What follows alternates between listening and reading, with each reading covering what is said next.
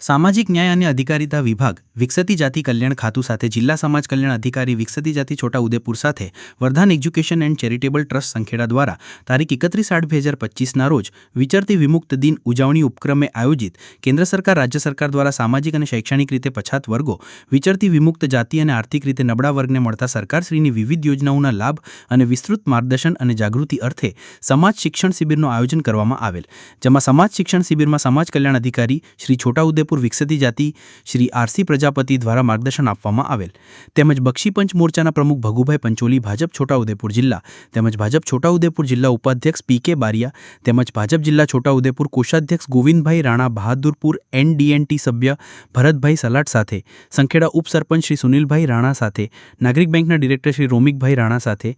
જયેશ રોય વકીલ પ્રમુખ શ્રી વરદાન education and charitable trust Sankheda સાથે અન્ય મહાનુભાવો તેમજ પંચાયત સ્ટાફ અને સંખેડાના વિચરતી વિમુક્ત જાતિના ભાઈઓ અને બહેનો સમાજ શિક્ષણ શિબિરમાં સંખેડા ગ્રામ પંચાયત હોલમાં ઉપસ્થિત રહેલ.